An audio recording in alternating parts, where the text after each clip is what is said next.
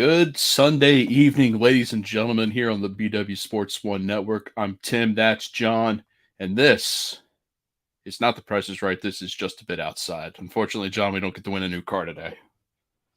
You never know. You can't win if you don't play. There we go. Just getting last setup here for everything rolling on. It's been I know it's been a little bit since we've been on, John, but some crazy things have been happening, and not the All-Star ballots quite yet. Let's kick this one off here. Local Harrisburg Senator phenom, Washington Nationals pitcher, Steven Strasburg could be done, John. Yeah, it's been a rough go for him. For 5 years now? I think it's been. Really, it feels like it. Feels like it. I mean, my gosh, the guy can't catch a break. No, it's tough to see. And it's really a bummer too, because after that World Series, like, it's just been a downhill tumble for him. I mean, it feels like such a long time since he's been in the conversation for one of the greatest pitchers in the game, and he had a run there where he was up there, man. He was the ace's ace, but it's been nothing but problems and health issues for him for quite a while. It feels like forever, but yeah. I was gonna say, because I'm pretty sure leading up to that World Series too, he was dealing with some arm issues. I mean, he's always had arm issues in some way, shape, or form. But if you saw the post from the BW Sports One page we put out there, some are calling it severe nerve damage. He is shut down from all activity. Like, he's not doing rehab. He's not even lifting weights. He's not doing anything. So he got paid like an ace too. So he's making, I'm trying to remember how much was on that contract, but I'm pretty sure he's got like 3 years left on it. Mm-hmm. So, it just kind of sucks for him. The guy that was supposed to be, like you said, the phenom, came up, had an electric debut. I think he struck out like a dozen or so Pirates, and he was what everybody touted him to be. But here we go again with pitchers and injuries. Yeah, and those injuries, like, these compound. Once you get one or two of those things, and it just gets harder and harder and harder to bounce back. And it's hard at this point. I mean, anything can happen, but it's hard to see him getting back to what he once was. But hey, you never know. So I shouldn't be down on him about that. But we'll see. Yeah, I don't think he's ever going to come back to what he was. He was on the 60-day injured list, but that was from the beginning of spring training when they put him on there. So he's due to come off, but he's not coming off for quite some time. According to Baseball Reference here, he signed through 2026, had a 7-year, $245 million contract. So he definitely got paid for that World Series, but not much sense. So would you chalk that up as one of those contracts that just aged terribly? Or, like, would you put that in your list of worst contracts of all time? I mean, at the time, it didn't feel like that, right? I mean, it's hindsight's always 2020, right? I mean, you look at the Howard contract, right? And as young and as good as Strasburg was at his age, you're still not necessarily paying just for past performance. You're still paying for what you expect him to do. But injuries derailed that, right? Bad contracts you look at, and at the time of the signing, you look at it, you're kind of like, man, do we really expect this person? Like, if James Harden gets a max deal right now, right? You're gonna look at that and say, man, like, I know he's done well, but do we figure him 4 or 5 years from now keeping up this pace and being a max player? Absolutely not, right? So at the time, I think Strasburg fit in that, where it didn't seem like a bad contract at all. But with all the injuries now, of course, it hasn't shaken out the way they'd hoped. So why do I always feel like the majority of these bad contracts get labeled bad just because of an injury? Like, Howard, the argument for Howard there was he still had a year or two left on his contract, but then they signed the extension, but then he tears the Achilles. So pretty much that was it. And were you and I watching? I can't remember if you and I. No, we weren't. No, I was in college. I remember vividly where I saw him getting down first baseline, and I remember, unfortunately. Why is it? But when he signed that contract, how was he like? He was like 36 or something, wasn't he? He was in his. He was like 30, 31, I believe. He was in his 30s. I don't think he was 36. I could be wrong. I thought he was pretty. I thought he was. I guess he came out pretty young. because the thing that always held Howard back was Jim Thome at first base. And if you remember when they called Howard up for that brief little bit, initially it was always in left. They put him out in left field, which was a terrible decision. But yeah, but I think Strasburg's contract at the end of the day will be put up in that list of worst contracts ever, just because of the injury. I do think you're right in the assessment of, you pay him for what you expected for him to do, because he did have a longer shelf life left. But nobody can call, if anybody on their bingo card had Steven Strasburg and severe nerve damage, then go play the lottery right now. Yeah. So hopefully he gets back. Hopefully, things do a 180, but I don't think he's going to be the pitcher he once was. Time will tell. We'll see. Let me pull up the tab here. Let's go over the current standings, because I know things have changed quite a bit since our last podcast here. Tampa Bay still on top of the AL East there. I think last time weren't the Yankees in last place the last time we did this or something like that? Yeah. Do you see that play with the Red Sox today where they had that overthrow a couple times? It went viral. You might have missed it, but it was. I was out watching a movie this afternoon. I caved into my Spider-Man nerdom and went to go see that. Yeah, so I didn't get to see much today. They don't look good. The Red Sox do not look good. Yankees have found their footing a little bit, but the Rays, man, and look at the O's. I mean, we said this about a month ago, where it was still early on, and it's kind of like, how long can they keep it going? And both of them are still, still showing what they got. So good on them. But I mean, again, the Yankees are creeping up there, right? I mean, they're pretty darn close to the O's and not too far off the Rays. So we'll something tells me that we'll see things tighten up there as time goes on. Do you think that the AL East is going to AL East, essentially? I would think so. I think so, yeah. Yeah, and it's all, what is it with Tampa Bay and guys, like, whatever formula they have, literally, they probably have a legit formula since they're super hard into the sabermetric sphere. But they got to have something going on there where they can literally have a calculation for success. I don't know. Good for them, though, right? Yeah, literally good for them, because our team ain't quite doing it, and we're going to touch on that here in just a moment. Let's take a look here, and if that's not a teaser, I don't know what is. Unfortunately, somebody in the AL Central has to make it out of that garbage. Yeah, like division. I mean, I don't even know what to say about the AL Central. I mean, like you said, it's garbage. Yeah, it's just garbage. The Guardians, they might make it out. Oh my god. So, man. On paper, they probably look like the best squad in that division, I'd say, right? But I mean, yeah, what does that say? I don't know. But I mean, Minnesota's being led there by Sonny Gray and his resurgence of a season, but I mean, still to only be 2 games over 500. Like, God, I don't even know what to say about that. Let's just move to the West, and the surprise that is the Texas Rangers. One of those teams I think we both thought would fall off the face of the cliff, just haven't. They've got a strong rotation even without Jacob deGrom, who still has yet to find his footing there. But Evaldi's been amazing. Their other pitchers have been great. Garcia's been a stud for them out in the outfield, just smacking home runs. And Houston's got a little bit of a World Series hangover, apparently. Not quite as bad as another team that was in the World Series. Not as bad as the other World Series team. But to be fair, I don't think either one of us are complaining that the Astros. Now the Astros are still close enough, and something tells me that they'll overtake the Rangers at some point here. But we're not going to cry if they don't live up to expectations. Yeah. But I think the biggest X factor for the Rangers right now is Bruce Bochy, their coach currently, a guy who has always had success wherever he goes, especially in those giant teams that won like 3 World Series in a span of 5 years or something like that. So they've got the experience, and I think Bochy's going to be the guy just to bring it all together. Let's see. Here we go, John. Let's get into this here. Out of the basement. Do you just want to start ranting about this now, or should we start at the West and come up?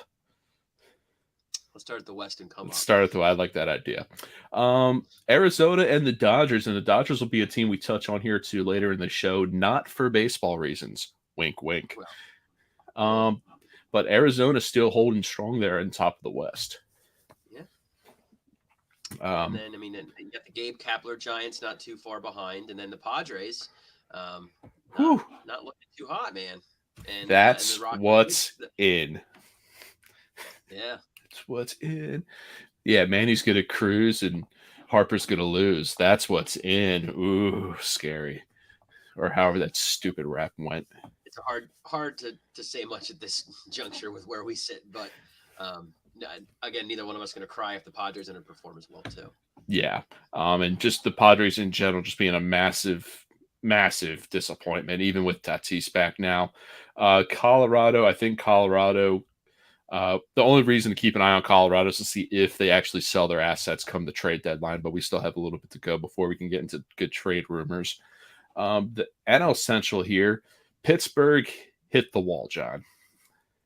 They did, like we expected, but didn't they just sweep this weekend, I think? They are on a 5-game win streak. Yeah, so, I mean, listen, when a team like that hits a wall, but then they answer, and they went on a losing streak, and now they got that 5-game winning streak back. It gives you a little bit more of like a I apologize for my dog. Power. I'm livid about it, Tim. Absolutely. Callie Kush, how dare you?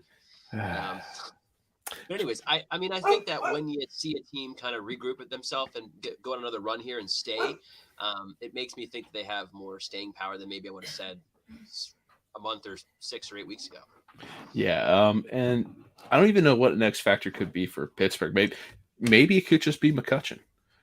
Maybe just having that veteran guy in the locker room, just being the glue, bring everybody together, and it could be something simple like that.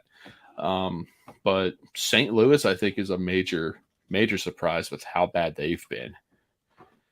You figure they would be a team that would at least, be competitive, not 10 games under 500. But teams being under 500, let's rip this Band-Aid off here, John, because I'm gonna lose my mind. Atlanta's doing Atlanta things. Somehow Miami has a winning record with the former Cy Young winner just being completely terrible right now. The Mets will eventually met, and Philadelphia and Washington are the friggin' bottom feeders of this stupid division. So where do we begin here? I guess I will tread lightly and let you go on because you are overdue for a bit of a rant. They get your face as red as your shirt, but I mean, about to be as red as my pit stains. I mean, it's hot in this room. It's a WIP segment about casting blame, and of course, I forget who was on which side of it, right? But there's the eternal question: all right? Did Dombrowski do enough in the offseason, right? I mean, from a bat standpoint, an offense standpoint, you'd think so. From a pitching standpoint, obviously not, right? They relied too much on Bailey Falter, right, being an answer. They relied too much on Andrew Painter being an answer. And what happened when that didn't fall through? They have no backup plans. They don't have a fifth starter right now. I'd argue they don't have a fourth. Well, I mean, yeah, they really don't. But I mean, they legitimately don't even have a fifth person to trot out there at all. I mean, no, they don't. The fifth is non-existent. So yeah, the fifth is literally dead. Well, not literally. And to be fair, they won the last bullpen game. Fine. But I mean, who does that fall on, right? I mean, so the bats have been quiet. Trea Turner has been underwhelming. Harper's injury, and Harper will be Harper. Harper's still hitting over like 300 though, I think. I know. I don't think you'll have anybody cast any blame on him. Schwarber's doing what Schwarber does. He's hitting dingers and nothing else, right? His batting average. But he did hit 2 today. He hit 2 today. Castellanos is showing up a little bit. I mean, so we're starting to see a little bit of something. But at this point in the season, it's like, all right, the World Series hangover is over, right? And then, of course, you get the question of, all right, you got Dombrowski with the squad. We can, I think, both agree that the pitching is not where it needed to be. They didn't do enough on that front, right? Then you have Topper, right, the manager, and you say, all right, and he did a heck of a job last year, but you start to think to yourself, is there a reason why he hasn't gotten a head job before now? And I mean, of course, that change of voice coming in after Girardi got fired last season, that had a lot to do with it. But does he actually have the ability to lead a team, for longer than just half a season or a season, right? And I guess you get to start to question a little bit because he hasn't exactly made any tweaks that I've looked at and said, man, that's a good job of him by doing that, right? Yeah. Just kind of they hoping they play their way out of it, and so far they haven't. I will say, when I originally was planning out, topics for the show and everything, the Phillies were still in a skid, but Trea Turner was just non-existent. So, will the real freaking Trea Turner please stand up, because he is non-existent right now, hitting abysmal. I believe I saw 237. A guy that you signed to an 11-year, over $300 million deal, doing literally jack squat. And that's as PG as I can put it, because he has been absolutely terrible. Even in the beginning of the year, when he was, still hitting closer to 300, he wasn't hitting anything hard. It was all just dribblers and soft little loopers. He wasn't driving the ball, and he still has yet to drive the baseball. I do not know what the hell is up with him. Pitching, like you touched on, apparently Philadelphia is a foreign language for we don't believe in starting pitching. It's always been that way for, I'd say, at least the last decade, that pitching has just been absolutely zero, non-existent. Even during the World Series run, like you said, Bailey Falter couldn't strike out an inanimate object at this point, I believe. You could literally trot up a T-baller and they'd get a hit off him. Like, they picked that guy up on waivers and they gave him an outing, and he gave up 6 earned runs. Yeah, Dylan Covey or something like that. Yeah, it was. I mean, that's what they're at now. They're just going to try and try to pick up whoever they can for cheap. They're putting Band-Aids on a wound. So I guess that brings us around. Well, I don't want to cut you short. No, do it. Our buddy the Source and us talk about this pretty regularly, and he's dead set on trade Nola. Yeah. So what do you think? I mean, obviously starting pitching's tough, right? But would you rather turn Nola into potentially 2, 3, and 4 starters versus wherever he falls in? I don't think you can get anything for Nola. Yeah, you're probably not. Like, I understand, trade Nola, but he's a free agent at the end of the year, so it's likely going to be a rental. Nola will still command top money in the free agent market. He's still an ace on probably 75% of all the teams out in baseball right now. He's at least a 1 or a 2 no matter where he goes. So he's going to be paid like Taijuan Walker. Taijuan Walker got a $90 million deal, and what has he done? Nothing. He's done nothing. You think Nola's going to be out there and be like, yeah, just give me 90? No, Nola's going to want 150 plus. It wouldn't shock me if he got 200. Should the Phillies re-sign him? If they can get it. How they check out the rest of the season. Depends on the deal. Depends on what you value. And of course, Philadelphia doesn't value pitching. So who knows? Wheeler's contract's coming up soon too. You also have to think, do a Bell and Painter pan out?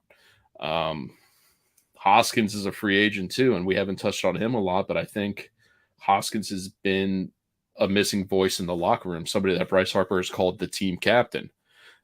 That voice is gone, so maybe Hoskins' absence has something to do with it. I don't know.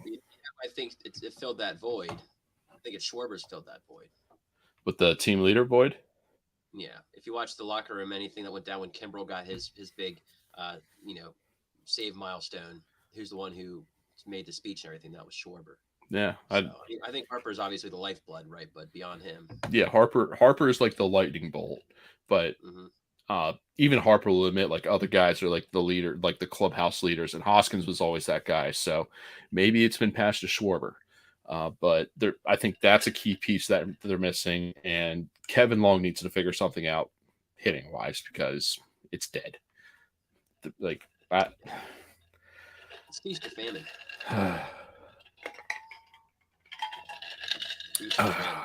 needed that. I mean, it's a long season, right? But you can only say it's a long season for so long, and you have to at least stay within striking distance. And they're barely there. They're 7.5 games out in the division right now, I think. Let me pull it back up. They're clinging on to dear life, right? So you go on another 4 or 5 game skid, and I mean, you all but played yourself pretty damn well out. Yeah, it comes to a point where, I mean, like you said, they're 7.5 out. We're not at the All-Star break quite yet, but if you get to the All-Star break and you're still this far out, even with the extended wild card, do you really want to go through that again? Do you really want to be the 8th seed going into it again. And do you want to be buyers? Yeah. You're going to have to be buyers to even make it in there, right? So what are you going to leverage, right? And we saw what happened after the last World Series runs is they were over leveraging and they gave up their entire farm system to try and win now, and they didn't repeat, right? So do you want to? I mean, I know there are windows there, but they have Harper for how long? They have Turner for how long, right? The window's now. I mean, I think the window's not this season. You don't want to leverage everything. You don't want to sell the farm. You have the contract for a while. You do. You've got Castellanos and you've got Schwarber for like another 3 years or so. But Nola's a free agent.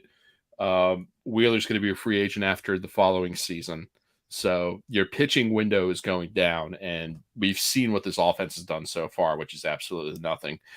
Maybe since it's now June, Kyle Schwarber just starts nuking baseballs again. And if you look at Dombrowski's history, he's more of a guy that's going to leverage and sell the farm. Yeah, that is his track record. I have a hard time viewing that as not being the direction they go this year, but you have to be close enough for it to make some sense, and they're right on that borderline right now, depending on where things go the next month. Yeah, so I don't want to. Again, we've said multiple times in the show, we are homers. We are Philadelphia homers. We're in Pennsylvania. We're not far from Philadelphia. We've grown up with heartbreak pretty much our entire sports lives, no matter what Philadelphia sport we follow. So we're going to rant a little bit on the Phillies. I'm sorry. We're changing up here a little bit. We'll still keep it a little Philadelphia, but we'll also extend it to Boston. But Kenley Jansen and Craig Kimbrell joined the 400 save club, which, John, you alluded to a little bit earlier. How big is that for a guy like Kimbrell and Jansen to get to that mark? Well, I mean, I'm looking at it from a homer perspective because I followed Kimbrell's a lot more, obviously. But to do it in Atlanta for him against Atlanta, I mean, that's big, right? Yeah. And then do you see his dad out in the audience? And what? Do you see Craig? Oh, yeah. His dad looks like a dude out of Red Dead Redemption 2. He looks like the man, dude. Craig even talked about that. He goes, "Yeah, my dad kind of stands out. He doesn't like to stand out, but just the way he looks and yeah, good for him, man. It was a good the way it shook out for him. So you can't help but feel happy for the guy." Hold on. Here we go. Let me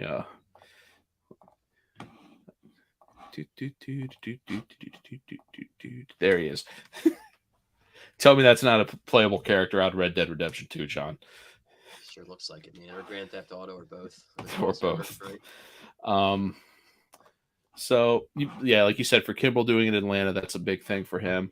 For Jansen, that just goes to show how dominant he has been no matter where he goes. Obviously, he had the great years in L.A., locked it down for Atlanta for a year, and now he's at the point where he can just bounce around and go wherever. He's won his rings. He's got his 400 saves. Like, at this point in his career, he can just, I'm not going to say sail, like he can just back off and do nothing, but he's still effective.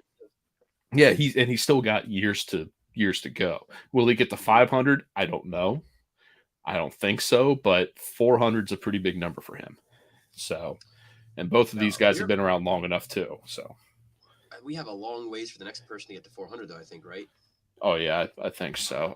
I think that's for most records too, because I even saw today that it was the anniversary of Randy Johnson getting his 300th win, and that might have been 10 or more years ago or so, I think. And we haven't seen anybody ever come close to 300 wins. Let me look real quick to see.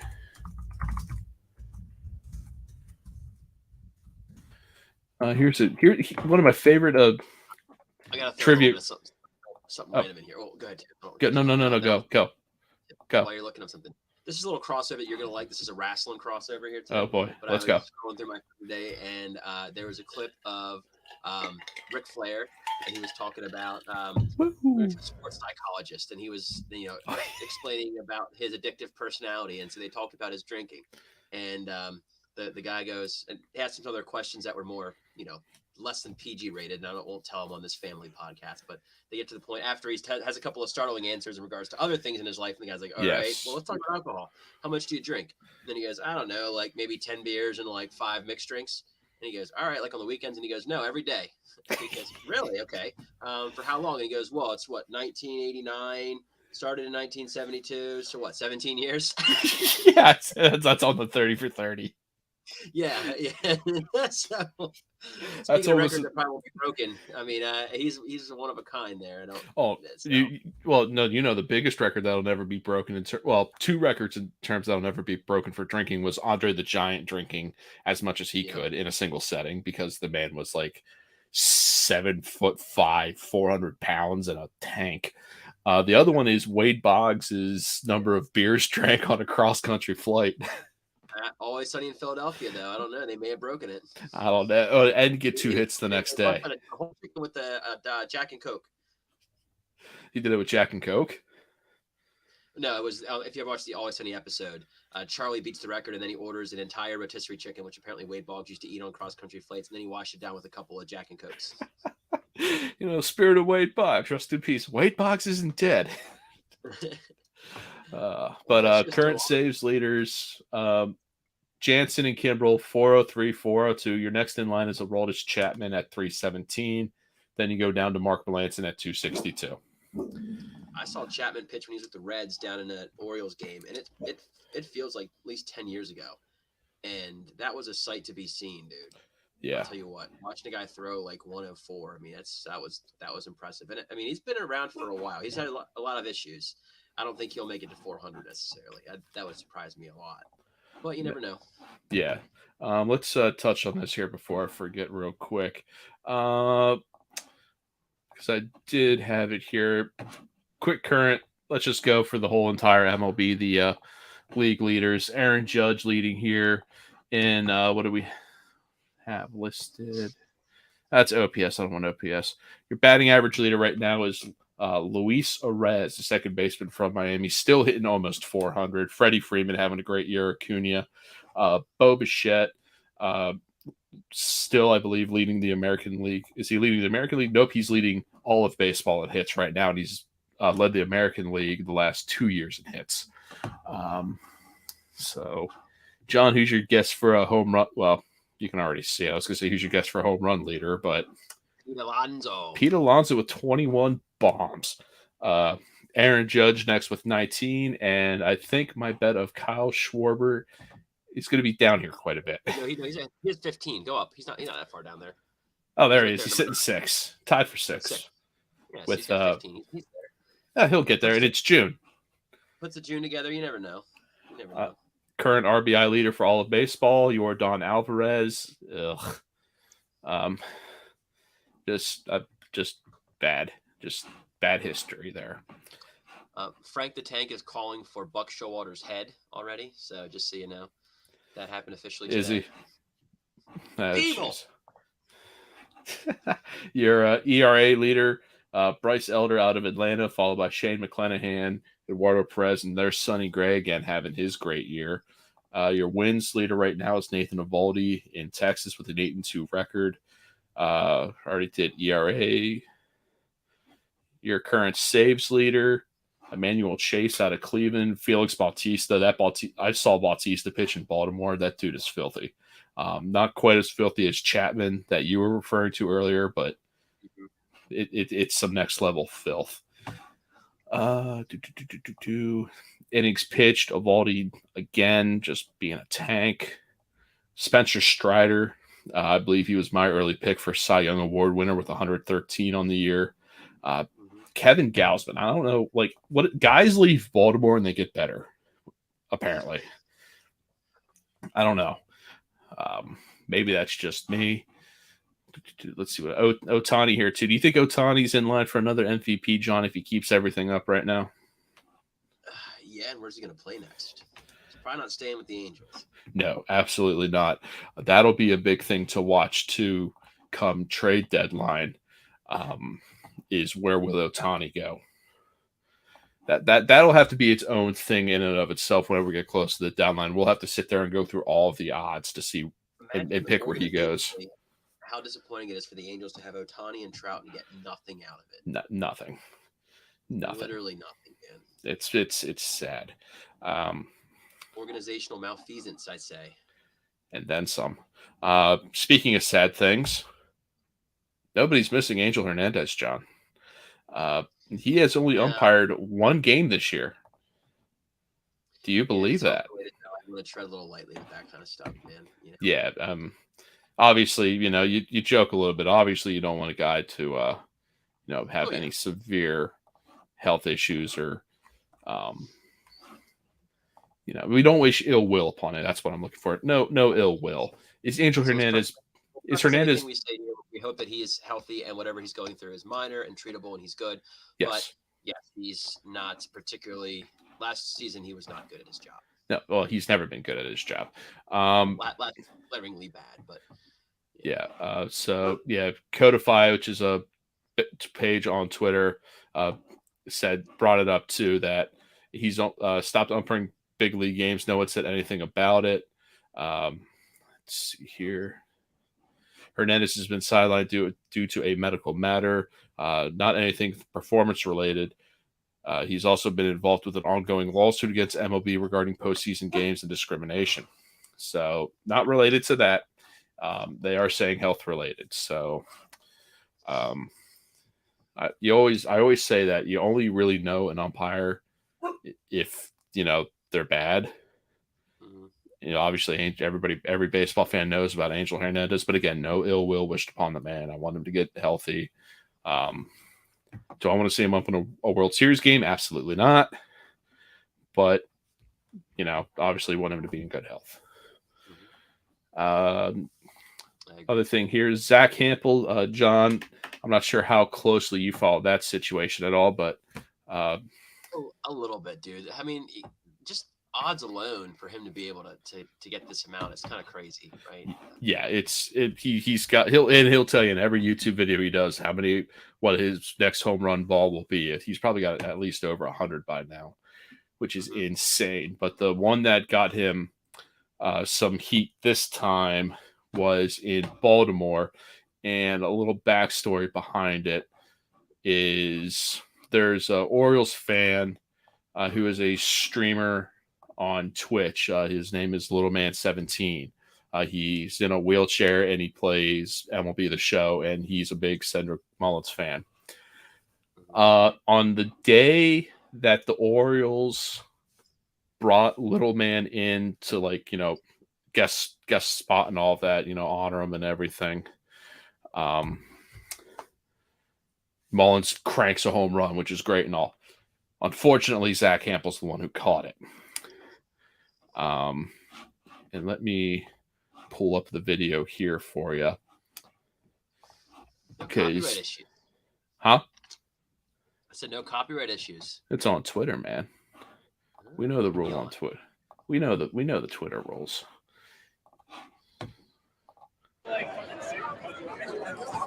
Oh, we got the guy who caught the Mullins home run. You going to give it to AJ?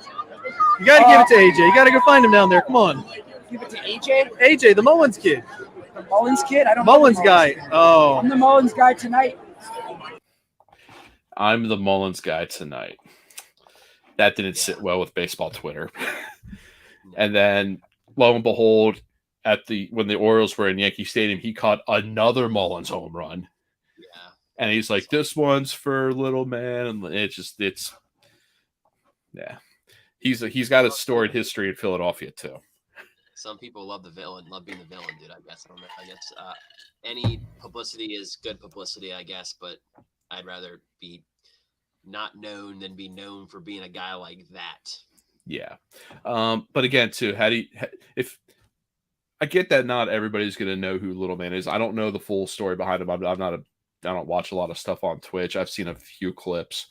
But if I'm in the Orioles and they say, if they're they brought him out beforehand and, they're honoring him for something, and that at least have a slight idea that he's the Mullins guy, here, man, have the ball.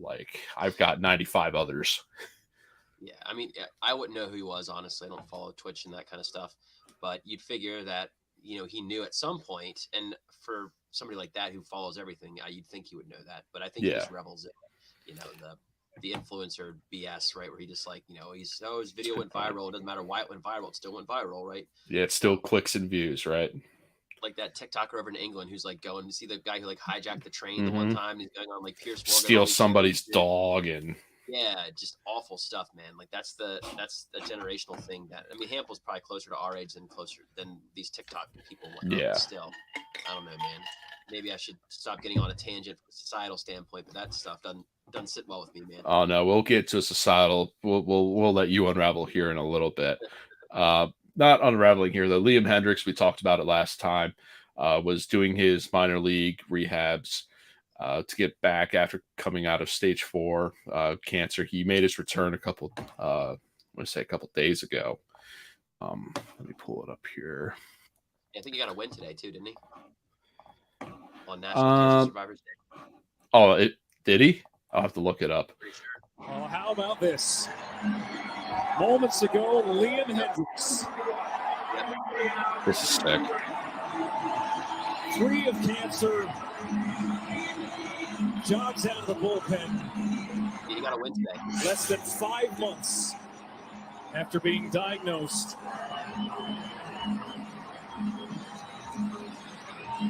That's all. I mean, it's just, just to come back from that, and I'm sure he's been a professional for how long now, but you still imagine like the heart's got to be racing for that, especially with the entrance and everything. Yeah.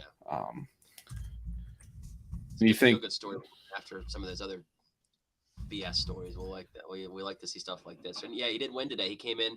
You looked at it, okay? There's a grand. Somebody hit a walk off, I think, and gave him the win or something. I want to say. We're to 1, 2, 3 ninth inning on Sunday, breaking out 2 en route to his first victory since returning from cancer. And today was National Cancer Survivors Day. You can't write that stuff, man. You can't write it. I mean, obviously, if you're making a movie, you can, but like in real life, like. No, I know what you mean. It's just the way it works out is it's a good feel good story. So we need more of that in the world, I guess, right?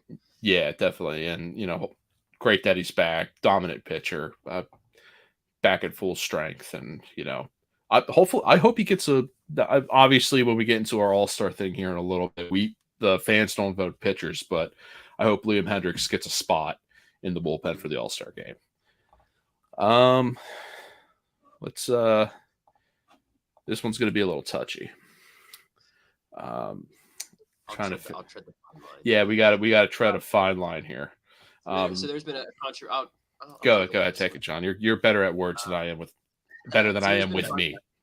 A controversy about some things going on with politics and certain groups that MLB and certain teams have or have not been supporting. There's one group in particular that the Dodgers had some type of agreement with for some type of demonstration at around a game, and the group is controversial by most anybody's estimation, not necessarily because they are an LGBTQ group, and that's not the controversial part about it. What it is when they do their demonstrations, they involve crucifix and Jesus, and they're really very anti-Catholic that are very touchy, right? So I think it's about the best way to put it. So I don't think anybody has a problem with just the inherent, regular LGBT pride aspect of it. It's just when they get involved in this group that they want to be a controversial group. They want to make people feel uncomfortable. And so the Dodgers were going to work with them. Then they went back and said, no, after second thought, we probably shouldn't get involved in this. And then after some more pushback from other groups that were aligned and people that are probably outside of the mainstream, the Dodgers then reversed their reversal and now plan to, or already did, I guess, work with them again. And so there were a number of pitchers, not pitchers, but baseball players that came out. I don't think any with the Dodgers, but some with other teams that voiced a little bit of uncomfortability with the way it went down. So, and a lot of the players have spoken out, not just with the Dodgers. The big one for the Dodgers was Clayton Kershaw. And he holds a night there, Christian night. He has his own organizations and everything. And I believe he may have spoken up against the group. I'm trying to think of their name. It's like Sisters of something. Sisters of Perpetual Indulgence. Yeah, Sisters of Perpetual Indulgence. Yeah. So it's obviously a group that's intended to get a rise out of Catholicism and Christianity in general, and they're trying to make a mockery of it, essentially, which I think is people's issue, right? Is that it's intended to be incendiary. That's the whole point about it. And I mean, listen, it's one thing if they do something in a parking lot that's not supported, but when the organization kind of comes out and says, well, we are supporting this. Actually, no, we shouldn't support this. No, never mind, we are. and to really, give a voice to that, I think is a little bit questionable at best. And I think that in any situation, sports are probably better off just staying the hell out of it, as opposed to interjecting yourself on either side. Yeah. Probably put it as politically correct as possible. And especially in today's culture, especially when you've had the recent Bud Light issues, you've had the Target issues. It's there's the line is very thin. The point of staying neutral anymore is almost impossible. You still can. It's just a lot harder to do it. My belief. When you align with a group like that, it is impossible, right? It's possible to just not align with it in either way and say we're not supporting it and we're not. I mean, that's about as down the line as you want to get. But you can't say you're unbiased when you align yourself with a group as incendiary as that, whose entire purpose is to just get a rise out of and make a mockery out of 65 to 70% of the population who identify as religious people, probably, right? It's one thing to support the whole pride and LGBTQ thing, which I don't have any problem with, and I think the point we're at in society, it's going to happen, right? But for them to align themselves with a group that's so far out of the mainstream, I think is where they got themselves in a bad way. And I don't know. And then you've got the one side being, again, like, how can you ban so and so? They're a part of the community and the whole thing of pride. You're silencing their opinion and aspect of it. And then you've got the other side being the argument against, they're out here only for whatever.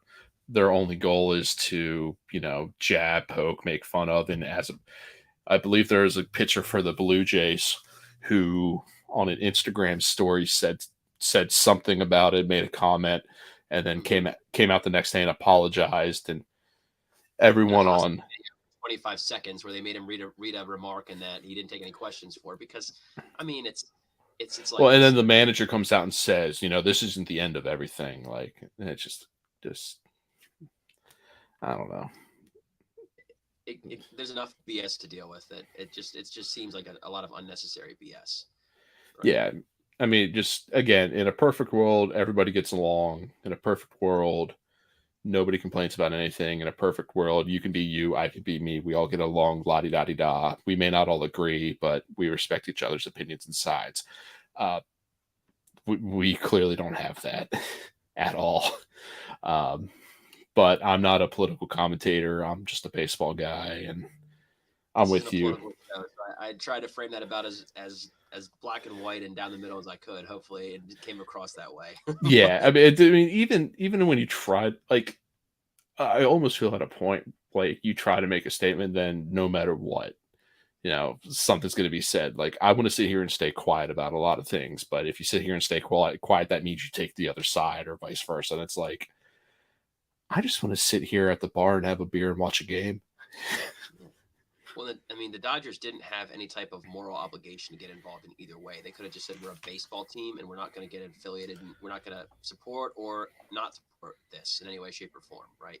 And they felt the need to do something to appease certain sect of people, and they did that. And anybody who's coming out against that at this point now is being targeted and labeled in certain ways, which is anybody's right to do that, just like it's anybody's right to not buy Bud Light and not shop at Target, right? But I feel like the reasonable conversation has ceased, and if they're, even if somebody could make a very intellectual argument and eloquently explain why they think a certain way, if it doesn't align with whatever the woke mob thinks, I guess I have no choice but to throw it out there, then they're gonna have to deal with it, right? And that's kind of the point we're at right now, is that you get headlines written about how terrible these people are because they voice an opinion that is reasonable and tolerant, but not to the standards of a group that literally wants to malign every single Catholic person in the world.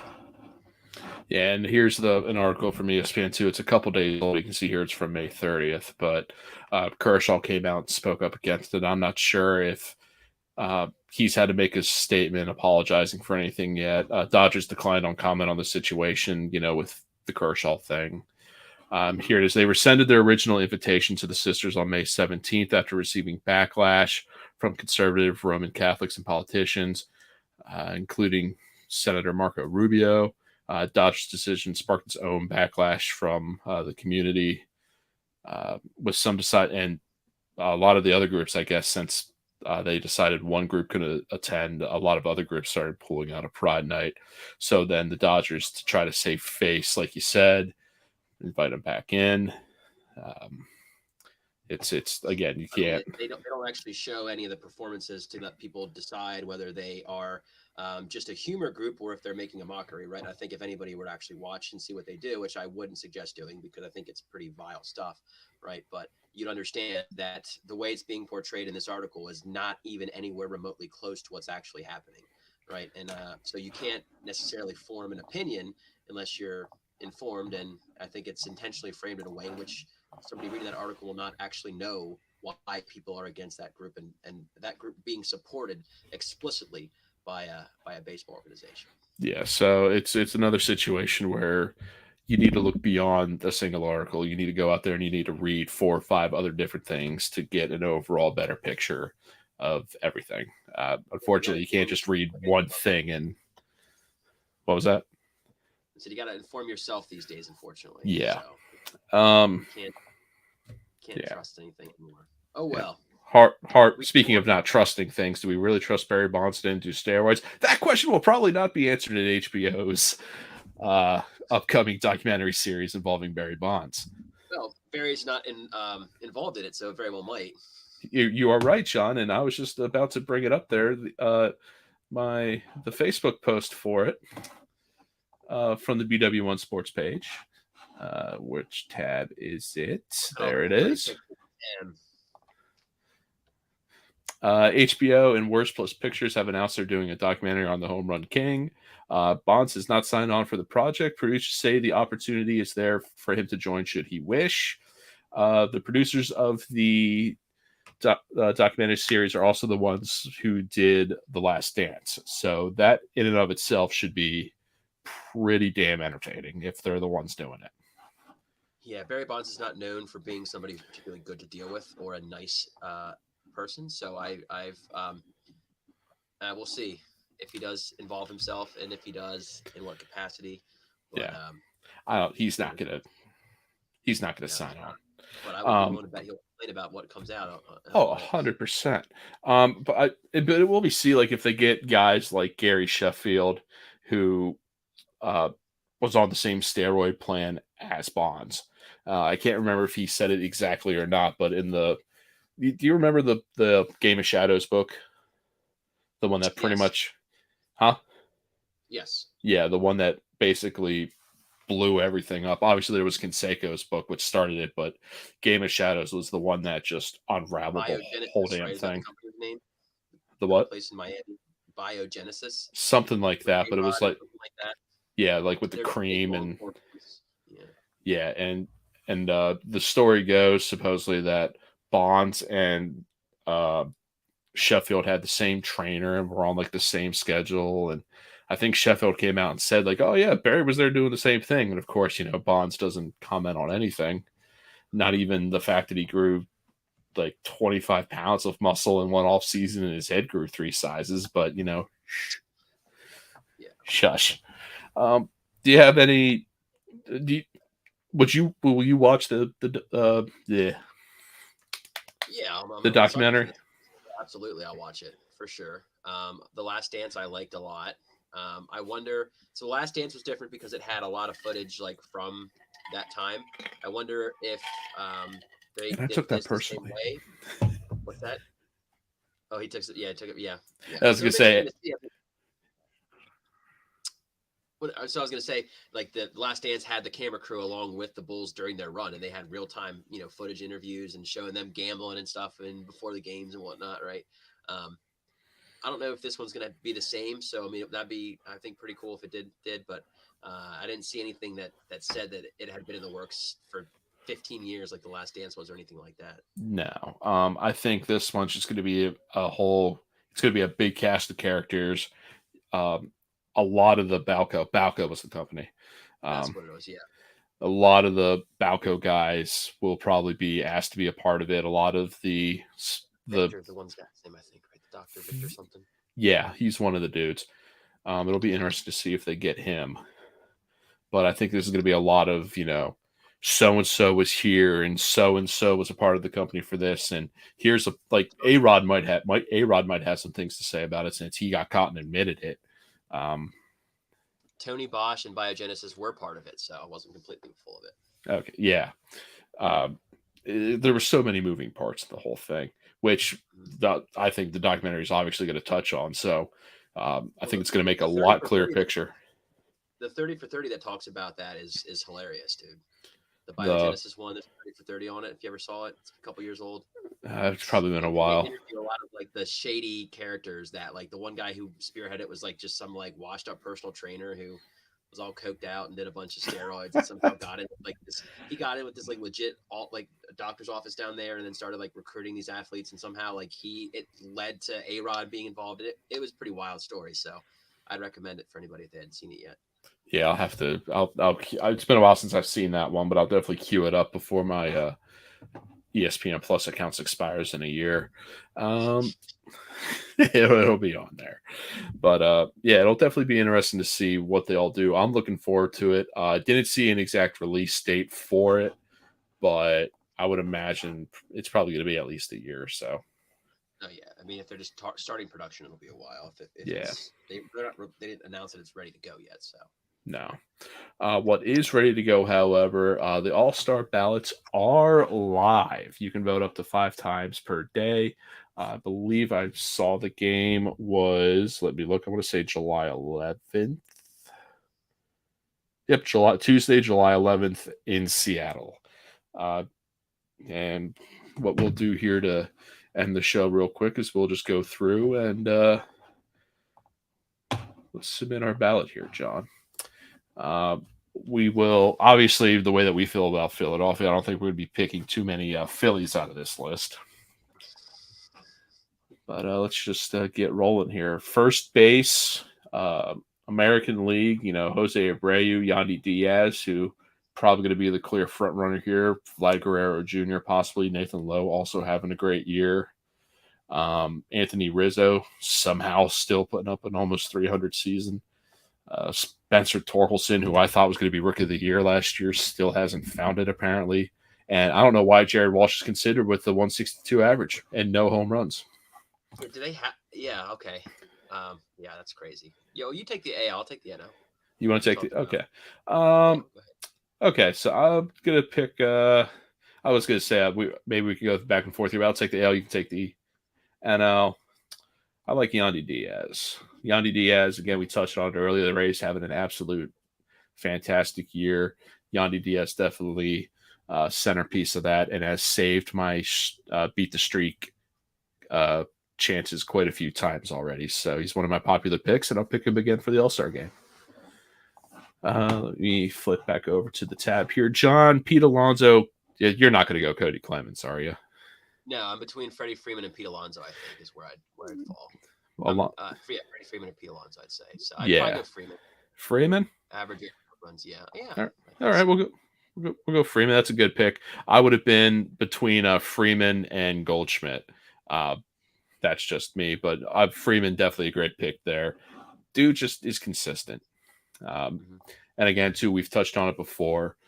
Just seems like Freddie Freeman, he's just a baseball guy. Let's see, second base, Jose Altuve. I'm not voting any Astro. I just can't. And again, this is part popularity contest. This is part who you believe is just doing better statistically. I'm going to be biased, and I'm not going to pick Jose Altuve because he's a friggin' cheater. I'm going to pick Marcus Semien, who had a little bit of a struggle last year, but is a main centerpiece of that Texas squad and having an absolute beast of a season right now. John, I have a feeling who you might take here, but you also have some strong contenders here. Nico Horner's having a great year. Taking Bryson Stott, Tim? I mean, I'd say he deserved it. I don't think so. Do you think so? I think he'll get votes. He may not. He might. What might happen with Stott is he might be a alternative. So if somebody backs out or whatever, he might be the next to go. But it wouldn't shock me if he got it. But I think a lot of people are going to vote for Luis. Right. That's probably where I'd fall, unless he comes back down to earth in a big way. But Yeah. And here's the thing, too. We can always do one here where I do the AL this time around, you do the NL, and the next show we just flip it around and you do the AL and I do the NL. So there you go. we can just That's do why that. you're hostess, man. I just plan things out and try to execute, which half the time I do poorly. Could tell Marte, too, having another good year. Arizona's doing great. Can you bring yourself to vote for a Met? No, not doing that. I'm doing Arias. You're doing Arias. Yeah. Good pick. I think a lot of people are going to pick him, too. Third base, John, let's have you lead this one off here. You've got a few decent picks. JD Davis having a decent year in San Francisco. Nolan Arenado, Mr. Consistent. Brian Hayes, wouldn't shock me if he got a nod. Austin Riley being a tank that he is. Nick Senzel. Yeah. Unfortunately, Gene Segura not having a good year. No, you leave Philly, that's what happens, man. Sometimes. And Manny Machado, say a prayer for Manny Machado. To Manny. I shouldn't say that, but I don't feel bad for him. I like JD Davis, man. JD Davis? All right, and that gets your San Francisco representative. I don't think too many Giants are going to be involved in the game this year unless it's pitching. Who do I have over here? Let's see. I'd love to go Nick Maton, but that's just not going to happen.